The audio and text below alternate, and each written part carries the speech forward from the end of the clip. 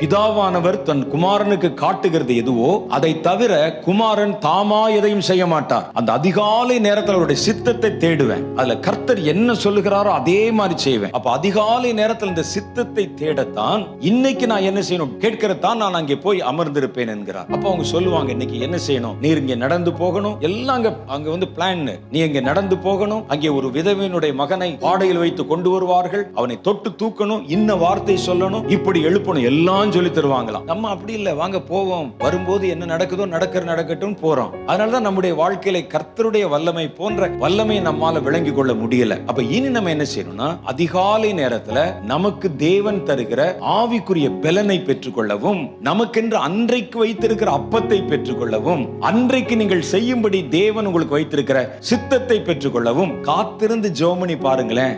2 வாரத்துக்குள்ள உங்களுடைய ஆவிக்குரிய வாழ்க்கையும் வேற மாதிரி மாறிவிடும்.